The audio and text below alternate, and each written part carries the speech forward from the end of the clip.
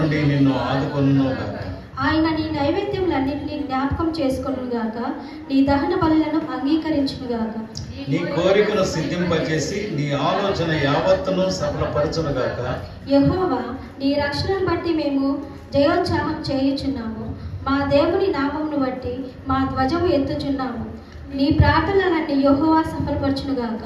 యెహోవా తన అభిషక్తుని రక్షించునని నాకిప్పుడు తెలియను. రక్షణార్థమైన తన దక్షిణ హస్త బలము చూపును. తన పరిశుద్ధ ఆకాశములో నుండి ఆయన తనకు ఉత్తరమిచ్చును. కొందరు రథములను బట్టి, కొందరు గుర్రములను బట్టి అతిశయపడుదురు. మనమైతే మన దేవుడైన యెహోవా నామమును బట్టి అతిశయపడుదాము. వారు కృంగి నేల మీద పడి ఉన్నారు, మనము లేచి చక్కగా నిలుచున్నాము. యెహోవా రక్షించుము, మేము మొరపెట్టినప్పుడు రాజు మా ఉత్తరమిచ్చునుగాక. దేవుడు వాక్యం దీవించును. థ్యాంక్ యూ మా. ఈ మరొకసారి దేవుడు మరొక మాసాన్ని, ఒక నెలని మనకు ఆయన ఈవిగా అనుగ్రహిస్తూ ఉన్నాడు. ఆ మాట నేను ఎందుకు చెప్తున్నానంటే, పోయిన ఆదివారం ముందు ఒక పెద్ద భయంకరమైనటువంటి బస్సు ప్రమాదాన్ని మనం కర్నూలు ప్రాంతంలో చూసాం. ఆ తర్వాత ఈ వారంలో మనం సైక్లోన్ని చూసాం. ఈ వారం అంతా కూడా సోమవారం, మంగళవారం, సైక్లోన్ ఎప్పుడు దాటి వెళ్ళింది? బుధవారం చిమ్మ చీకటి అయిపోయింది. చాలా ప్రాంతాల్లో కూడా, కాకినాడ తదితర ప్రాంతాల్లో, లోపాడు కూడా చాలా భయంకరమైనటువంటి వర్షపాతం నమోదైంది. ఇలాంటి పరిస్థితుల్లో దేవుడు మనకు ఆయన కృప ద్వారా, వాళ్ళు ఎవరు పరిస్థితులను బట్టి కూడా ఎట్లా చనిపోతాం అనేది కూడా తెలియని పరిస్థితుల్లో, ఈరోజు న్యూస్ పేపర్ చూస్తే నాకు కనిపించింది ఏంటంటే, ఒక దేవాలయానికి వాళ్ళు పూజకని వెళ్ళడం, అక్కడ తొక్కిస్లాట్లో 9-10 మంది చచ్చిపోయారు. అది మరీ మెట్ల మీద చచ్చిపోయారు. అంటే ఎట్లా ఉందంటే మరణం, అది ఎట్లా ఆక్రమిస్తుందో, ఎట్లా మనిషిని ఇచ్చేస్తుందో తెలియని ఒక దినాల్లో మనం ఉన్నాం. దేవుడు తన అత్యంత కృప ద్వారా మనకు ఆయన అనుగ్రహిస్తున్న ఆయుష ఆరోగ్యాలను బట్టి స్తుతిస్తాం. ఆయన స్తుతించడంలో బైబిల్ చెప్తున్న మాట ఏంటంటే, మన్నైనది దేవుని స్తుతించదు కనుక ఆయన ఇచ్చిన ఆరోగ్యాన్ని బట్టి, ఆయన ఇచ్చినటువంటి జీవాన్ని బట్టి భూమి మీద మనం ఆయన స్తుతించడం మంచిది. అలాగే మందిరానికి ఒక దినం రావడం అనేటువంటిది బైబిల్లో చెప్తున్న మాట. అది 1000 దినాల యొక్క శ్రేష్టత అనేటువంటి మాటని జ్ఞాపకం చేసుకుంటూ, ఆయన సహవాసంలో ఆయన స్తుతించడానికి మనం రావాలి. ఆయన స్తుతించడానికి రావడంలో సోమవారం మొదలుకొని శనివారం వరకు కూడా దేవుడిని మనం, అయ్యా మాకు ఇది చెయ్యి, అది చెయ్యి, లేక మమ్మల్ని కాపాడు, మా ప్రయాణాల్లో కాపాడు, మాకున్నటువంటి ఇరుకు ఇబ్బందిని ఆయన దగ్గర ఉంచి ఆయన నామాన్ని బట్టి లేక ఆయన్ని స్తుతిస్తూ అనుభవిస్తూ ఆ దినాల్ని గడిపిస్తూ ఉన్నాం. బిడ్డలను బట్టి, అన్నిటినీ మనం చేస్తున్న ఉద్యోగాలను బట్టి. అయితే ఈ దినాన ఆదివారంలో ఆయన సన్నిధిలోనికి వచ్చి ఆయనకి స్తుతి చెల్లించుకోవడం, అయ్యా ఇదిగో ఈ వారం అంతటిలో నీ కనికరాన్ని, కృపను నాతో ఉంచి ఉన్నావు కాబట్టి సబ్మిట్ చేయడం, ఆయనకు ఆ యొక్క కృతజ్ఞతను, స్తుతిని సబ్మిట్ చేయడం, తెలియచేసుకోవడం, దానికి మనం సహవాసంలోకి రావాలి. కాబట్టి అది ఆదివారం అనేటువంటి ఒక ప్రత్యేకతలో దేవుని దినముగా, ప్రభు దినముగా దాన్ని ఆచరిస్తూ, అందులో ఇండివిజువల్గా, వ్యక్తిగతంగా కూడా స్తుతి చెల్లించవచ్చు. కానీ దేవుడు కోరుకుంటుంది అది ఒక నైవేద్యము అని అంటున్నాడు. అంటే ఆ నైవేద్యం ఇచ్చేటప్పుడు ఒక వస్తువే కాదు, ఆయనకి ఇచ్చేటటువంటి ఆ పాత నిబంధనలో ఆ మందసం దగ్గర ఆయనకి ఇచ్చేటువంటి ఆ నైవేద్యము అనేక సుగంధ ద్రవ్యాల యొక్క మేళవింపుని, ఆ ధూపాన్ని వారు వేసేవాళ్ళు. అనేక జాతులు, అనేక ప్రాంతాల్లో అనేక తెగలుగా ఉన్నటువంటి మనం మనుషులమే, కానీ అనేక రకాలుగా పేర్లతో ఉన్న మనం ఒక గుంపుగా, ఒక సహవాసముగా, ఒక కుటుంబంగా చేరి ఆయన్ని స్తుతించడం ఎంతైనా మంచిదని జ్ఞాపకం చేస్తూ ఉన్నాను.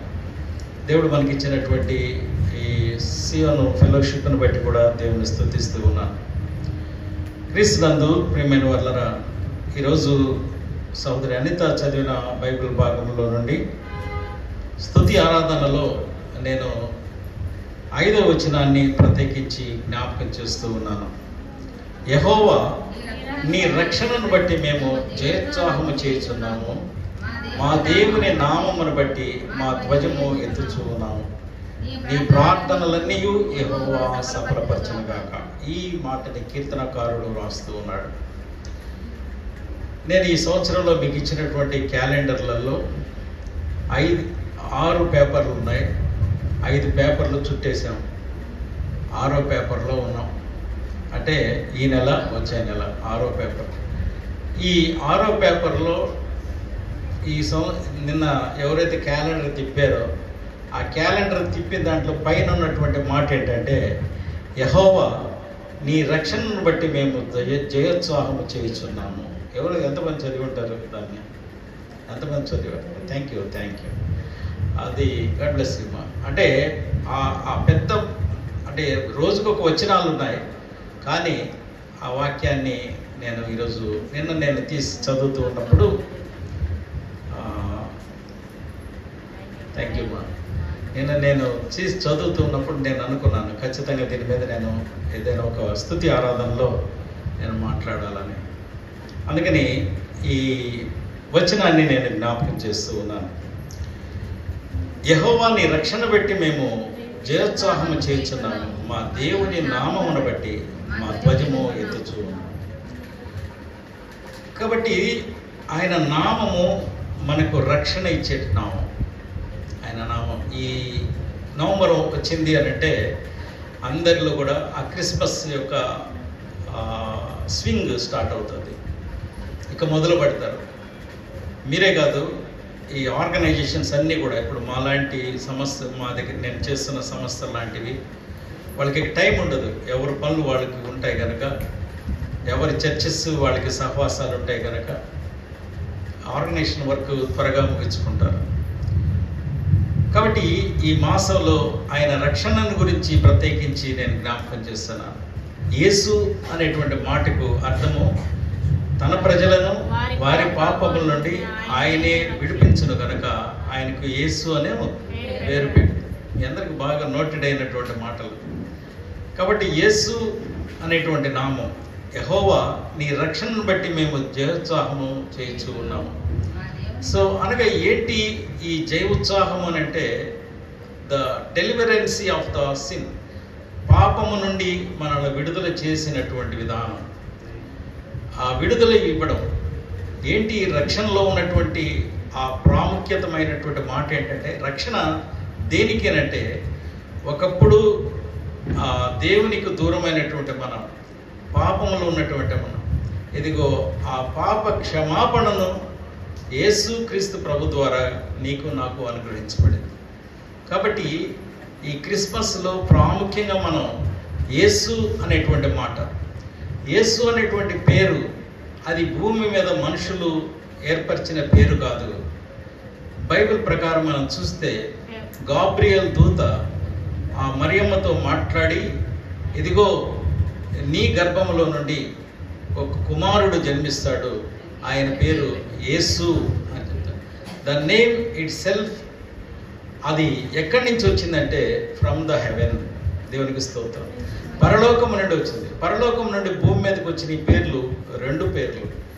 ఒకటి యేసు కన్నా ముందు మరి ఒక పేరు యోహాను అనేటువంటి పేరు. యోహాను అనేటువంటి ఆయన, ఇదిగో మనుషుల యొక్క ఆ యొక్క మనస్సుని దేవుని వైపుకు త్రిప్పేటువంటి వాడుగా ఆయన ఉంటాడు. అతనికి యోహాను అనే పేర్లు. ఇదిగో తల్లుల హృదయాన్ని లేక బిడ్డల హృదయాన్ని, వారిని దేవుని వైపు తిప్పి మారు మనసు అనుభవాన్ని గురించి మాట్లాడేటువంటి ఒక శబ్దముగా ఆయన ఈ లోకంలో పుడతాడు. కాబట్టి ఈరోజు స్తుతి ఆరాధనలో నేను మనకి క్యాలెండర్లో ఉన్నటువంటి ఆ వచనాన్ని జ్ఞాపకం చేస్తున్నాను. యెహోవా నీ రక్షణను బట్టి మేము జయోత్సాహము చేయించు ఉన్నాము. క్రీస్తునందు ప్రియమైన వారలారా, ఈ డెలివరెన్స్ అనేటువంటిది, విడుదల అనేటువంటిది మనం 1-2 వచనాల్లో మనం చూస్తే న్యాయాధిపతుల్లో దేవుని విడుదల, న్యాయాధిపతుల్లో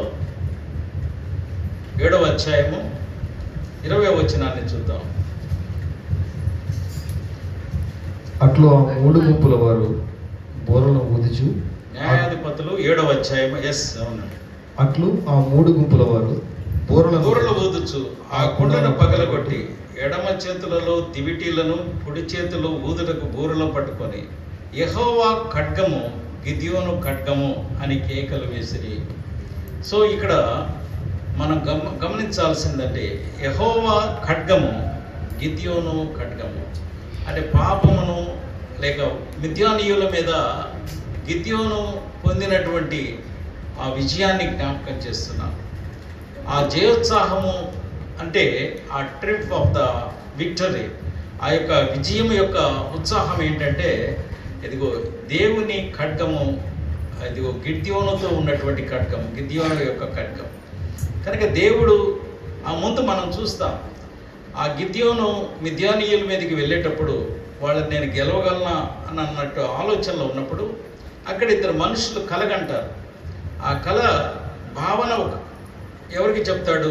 మరి ఒక వ్యక్తికి చెప్తాడు. అయ్యా, ఇది రాత్రి నేను కలగన్నాను, ఒక యవల రొట్టె మిద్యానీయుల మీద పడింది. అది 12వ వచనంలో ఒకడు తాను కనిన కలను తన చెలికానికి వివరించిన ఎట్లనగా, నేను ఒక కలగంటని, అదేమనగా యవల రొట్టె ఒకటి మిద్యానీయుల దండులోనికి దొర్లి ఒకరి గుడారమునకు వచ్చి దాన్ని పడగొట్టి తలకిందులు చేసినప్పుడు ఆ గుడారము పడిపోయిందని చెప్పాను. అందుకు చదువు చెలికాడు ఆ ఇశ్రాయేలీయులైన యోవాషు కుమారుడు గిద్యోను ఖడ్గమే గాని దేవుడు మిద్యానీయుల్ని ఈ దండంతని. కాబట్టి ఒకటి ఆయన రక్షణ గురించి జయోత్సాహము, రెండవది మిద్యానీయులు అనేటువంటి వాళ్ళు దోచుకునేవాళ్ళు, డైరెక్ట్ యుద్ధానికి వచ్చేటువంటి క్యారెక్టర్ కాదు వాళ్ళది. ఇది శివాజీ కాలంలో భారతదేశంలో కూడా ఉండేది. అది ఎవరన్నా రైతులు పండించుకున్నటువంటి ఆ యొక్క పంట పొలాలు ఇప్పుడు లేవు, కానీ ఒకవేళ ఈశ్వరమ్మ గారికి తెలుసు, ఒక 50 ఏళ్ల క్రితం లేక 45-50 ఏళ్ల క్రితం కళ్ళాల్లో ఉన్నటువంటి ధాన్యాన్ని దొంగిలించుకొని పోయేవాళ్ళు. ఏమా, దొంగలు దోచుకొని వెళ్ళేవాడు. అలాంటి ఒక స్వభావం ఉన్నటువంటి మిథ్యానీయులు ఈరోజు నా జీవితాల్లో కూడా మిథ్యానీయులు అనేటువంటి ఒక భాగాన్ని మనం మాట్లాడుతున్నాము అని అంటే, లేక ఒక మనుషుల గురించి మాట్లాడుతున్నామంటే, అదే మనుషులు ఈ దినాన మన ప్రేమను, మన సంతోషాన్ని దోచుకునేటువంటి వాళ్ళు కూడా ఉంటారు. కనుక దోచబడుతున్నటువంటి అనుభవంలో నుండి ఇదిగో ఆయన నామము, ఆయన ఇచ్చినటువంటి రక్షణ ఇదిగో నీకు జయోత్సాహాన్ని ఇస్తుంది. మిద్యానీయుల మీద గిద్యోను యొక్క ఖడ్గము ఏ రీతిగా అది విజయాన్ని తీసుకొచ్చిందో, దేవుడు నా జీవితాల్లో కూడా ఆ విజయాన్ని తీసుకొచ్చాడు. అదేవిధంగా మరి ఒక అనుభవాన్ని నేను మాట్లాడుతున్నాను. అది యెహోషువ గ్రంథము 6వ అధ్యాయము 20వ వచనంలో చూస్తే, ఆ యెరికో యొక్క గోడలను పడగొడుతూ ఉన్నప్పుడు బూరలు ఊదగా ప్రజలు కేకలు వేసిరి. ఆ బూర ధ్వని వినినప్పుడు ప్రజలు ఆర్భాటముగా కేకలు వేసి ప్రాకారము కూలెను.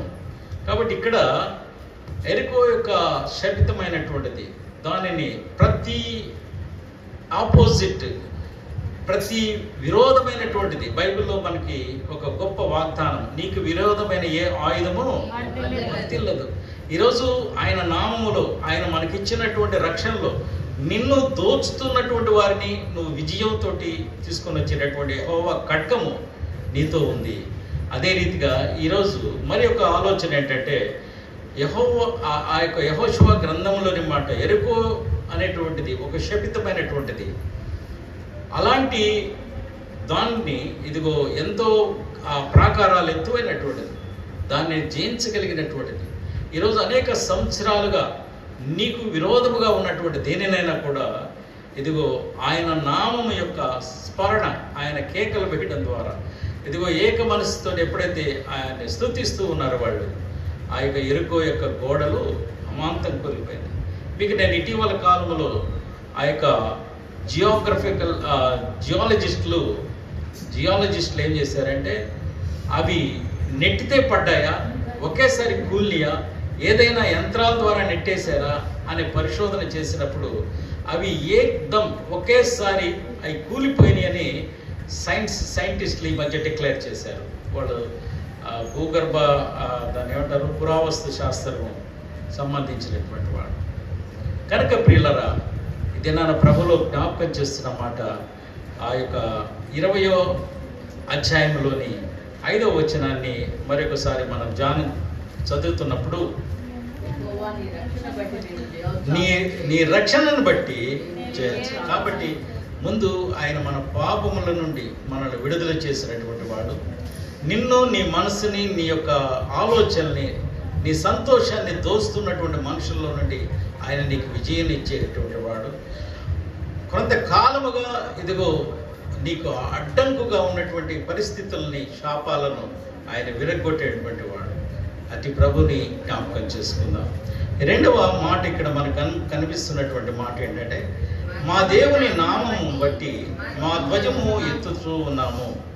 ఈ ధ్వజము అనేటువంటి మాట ఇంగ్లీష్లో బ్యానర్ అని అంటాం. బ్యానర్, ఈరోజు ఒక సైన్యం వెళ్తుంది అని అంటే, మనకు సైన్యం కానీ కొన్నిసార్లు ఒలింపిక్ గేమ్స్ ఆటలు చూస్తూ ఉన్నప్పుడు అక్కడ వాళ్ళు ఖచ్చితంగా ఒక జెండాని పెడతారు. ఒక జెండా, ఒక బ్యానరు ఏంటి అంటే దాని అర్థం ఏంటంటే, ఇట్ ఈస్ అన్ ఎంకరేజ్మెంట్. జెండా ఈరోజు మనం అందరం ఆగస్టు 15 కానీ రిపబ్లిక్ డే చేస్తాం. అక్కడ మనం జెండా ఎగరవేస్తాం. చాలా సింపుల్ వర్క్ అది. అసలు ఏంటి, ఒక మెటీరియల్, ఒక పదార్థము లేక వస్తువు, ఒక తాడు, ఒక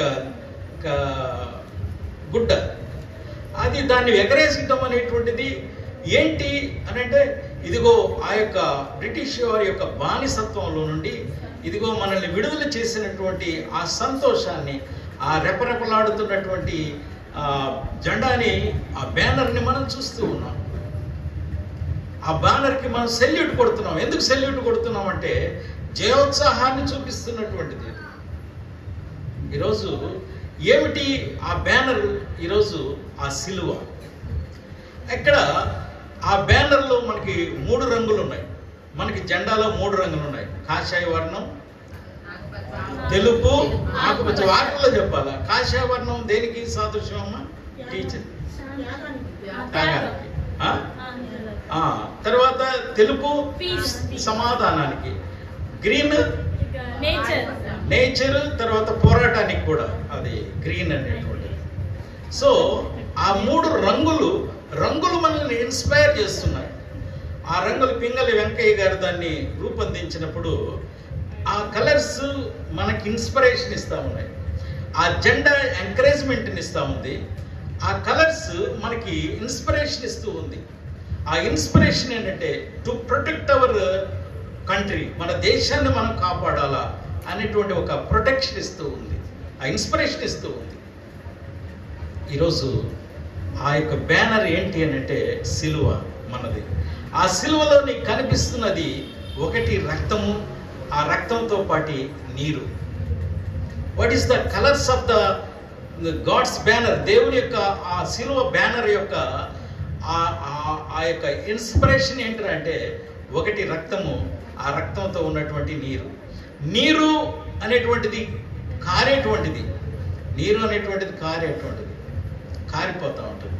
మొన్న ఏమంటే జోక్ ఒకటి విన్నాను. మొన్న 22వ తారీఖు మేము ప్రభాకర్ గారిని చూడడానికి వెళ్తే, నేను, శంకర్ గారు ప్లస్ దూరంగా ఉన్నాం. నాతో పాటు వచ్చినటువంటి విద్య, కోటేశ్వరి టీచరు, వీళ్ళంతా వచ్చారు. భోజనానికి నేను చెప్పాను, రామ్మా నేనున్న దగ్గరికి రా అని చెప్పాను నేను. అంటే ఆయమ్మ ఏంటి, అమ్మో పంతులు గారి మెస్లో తింటామమ్మా అంటే, సరే తినండి అమ్మా అని అన్నాను.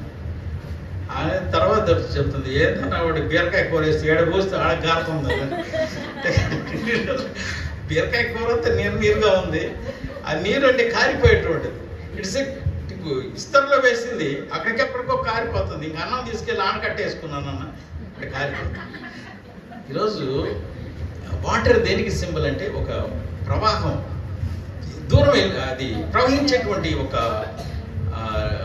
క్యారెక్టర్ ఉన్నటువంటిది, ఒక ధర్మం ఉంది దానికి. ఆ ధర్మం ఏంటి అని అంటే గాస్పల్, సువార్త. హల్లెలూయా.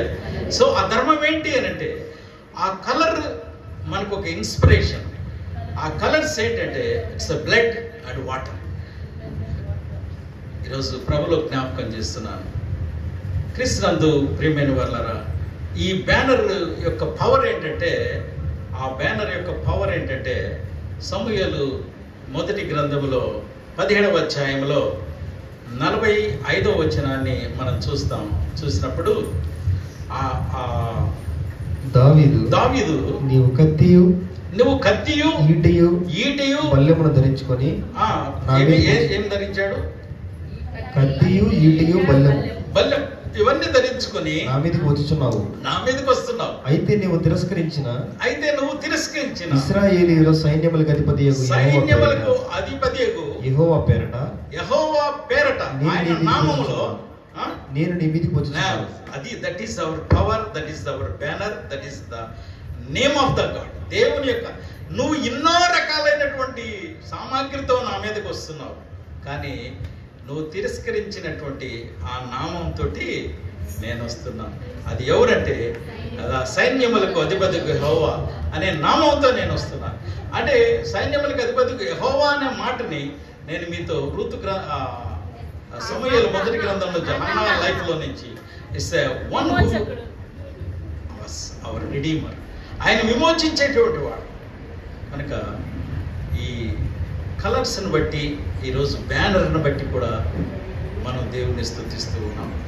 కనుక ప్రియమైనటువంటి సియోను సంఘ విశ్వాసులు 20వ కీర్తనలో నుంచి ఈ నెల మన క్యాలెండర్లో వేసుకున్న మాట, యెహోవా నీ రక్షణ బట్టి నేను జయోత్సాహము చేయించున్నాను, మా దేవుని నామము బట్టి మా ధ్వజము ఎత్తుచున్నాను. ఈ వచనం లేదు కానీ పై వచనం, కానీ ఆ కంటిన్యూషన్, నీ ప్రార్థనలన్నీ Jehovah suffer. Whenever you are doing such kind of obedience, ఆ విధేయత కలిగి ఉన్నటువంటి విధానంలో మనం ముందుకు వెళ్తూ ఉన్నప్పుడు నీ ప్రార్థనలన్నీ ఆయన సఫలపరిచేవాడు. అదే మాట మనకి ఎక్కడో కనిపిస్తుంది. సఫలపరచడం అనే పదం ఎక్కడుంది? కీర్తనల మొదటి గ్రంథంలో ఉంటుంది. దివారాత్రములు దాన్ని ధ్యానించేవాడు ధన్యుడు. అంటే వాడు నీటి కాలువల ఓరన నాటబడిన చెట్టు, అతడు చేయనదంతయు. So God is be with you, మీతో ఆయన ఉంటాడు. ఆయన ఈ సంవత్సరం కాదు, ఆయన మనకిచ్చిన ఆయుష్నంత కాలములో ఆయన కృపను, ఆ జయాన్ని ఆయన నామములో మనకు సిద్ధపరిచిన విధానాన్ని బట్టి స్తుతిస్తూ, ఈ స్తుతి ఆరాధనలో ఆయన మనకు అనుగ్రహించిన రక్షణను బట్టి స్తుతి చెల్లిస్తూ దేవునికి ఆ స్తుతి సమర్పించుకుందాం. మనందరూ పైకి లేచి నిలబడదాం.